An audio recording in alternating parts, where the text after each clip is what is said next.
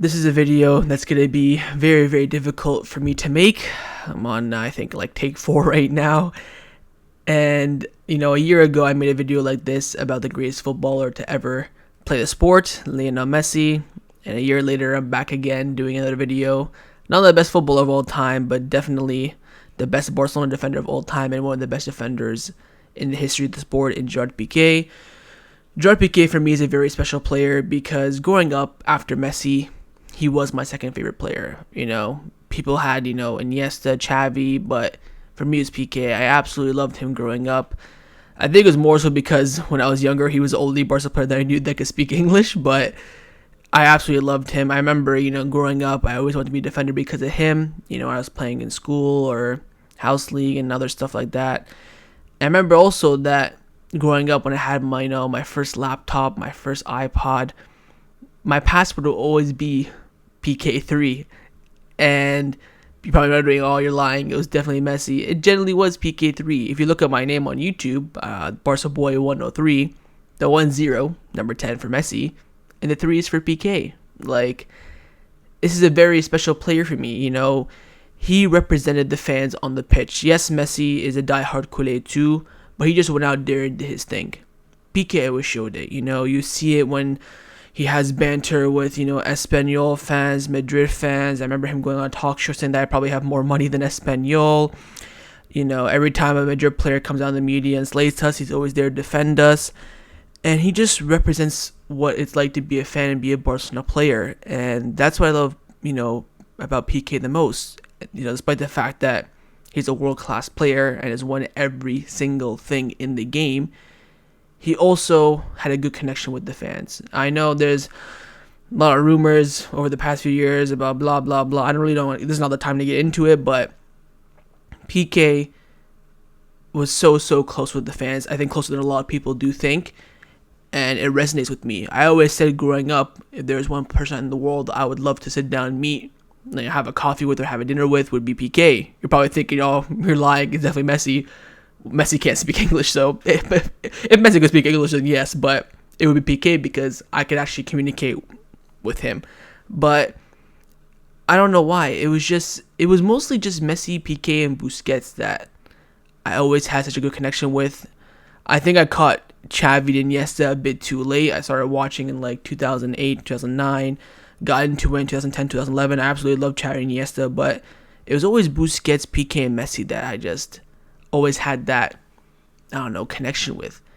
And this is why this exit is affecting me. I think we all saw it coming, of course, but I think more so of how sudden it came. When he announced it, Thursday I'm leaving, Thursday I'm retiring, Saturday's my last game. Just the raw surprise of it is what I think impacted us culés the most about it. But this is, a player I love. I'm gonna miss PK so much. I know he wasn't. This season, he was pretty shocking. I mean, it's quite clear he's finished. I'm not saying he shouldn't retire or anything like that. I think it's come at the right time.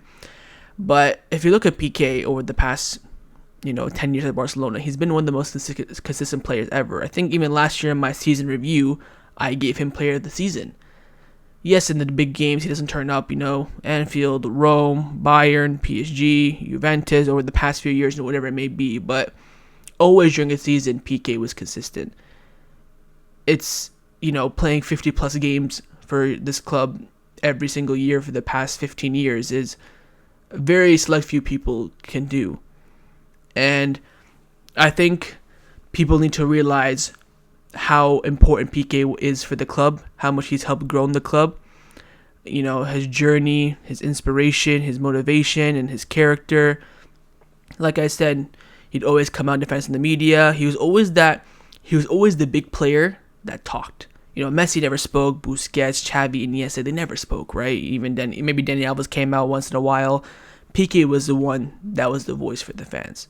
Leaking his, pay stubs last year when people were saying that he earns 30 million per year. He showed that he only earned 2 million in 6 months from when he got paid from the club. And this is what I remember Pique as, a fan on the pitch. And it's very sad to see a player like this leave in the way that he does, mid-season. It's a bit weird, but I'm very, very happy that he got the send-off that he deserves. I think if the send-off wasn't there, there wouldn't be any closure like with Messi and Suarez.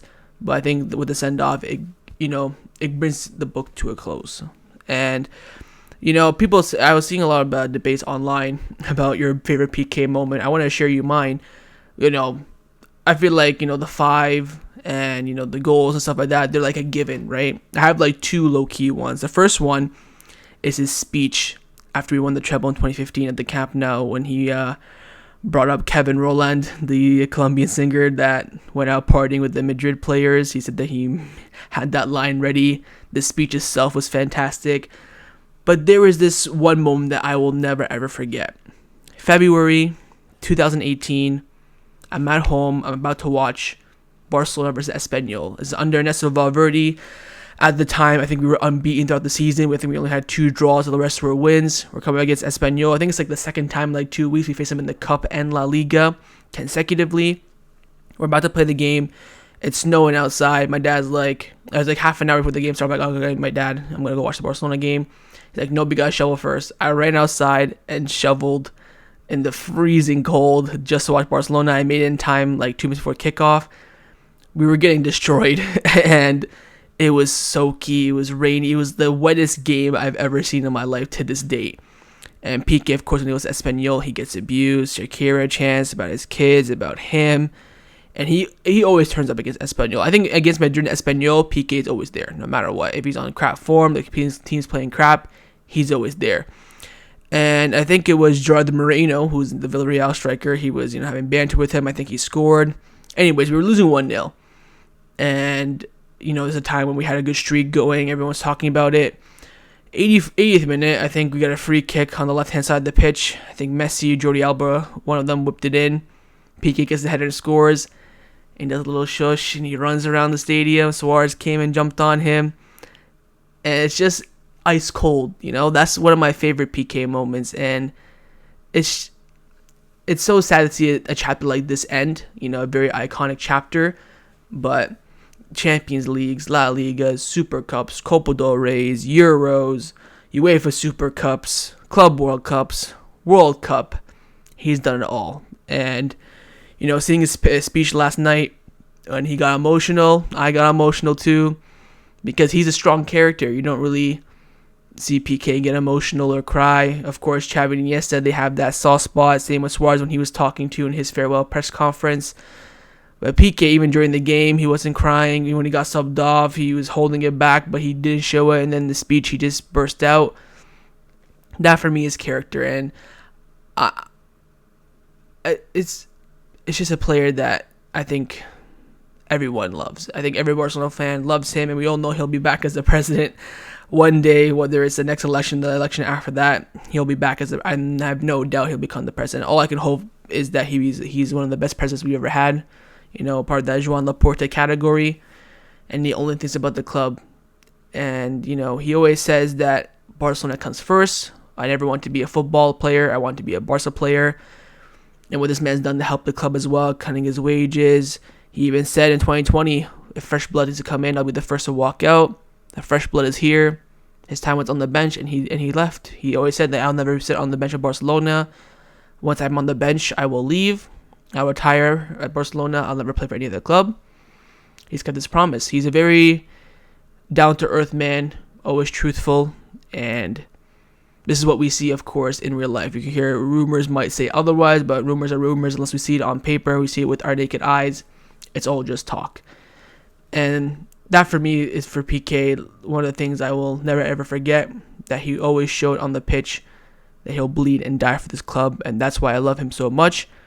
And I think I've said my piece about Jerry. I wish him all the best in his future. I know we'll see him back as the president one day. He'll run, he'll win. I mean, it'll be probably the easiest election we'll ever see. No more Pique-Bauer chants in the stadium as well. It's a player that's been here since I supported this club. And it's going to be the same when Busquets leaves. I'll make a video like this. I'll be crying when it was announced. It's a player that I grew up on. Every time we had a defensive four, it was Pique. And I always said this in my live watch along. Someone needs to do a research of how many center backs Pique's played with in Barcelona. I guarantee you it's over 50. Koundé, Christensen, Alonso, Garcia, Mascherano, Puyol, Abidal, Busquets. The list is ridiculous, and he was always there.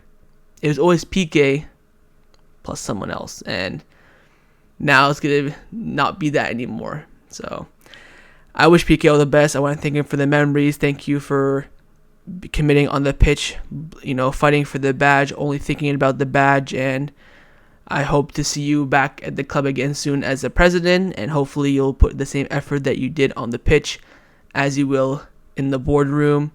And I'll end off by saying, Visca Barça, Visca Catalonia, siempre.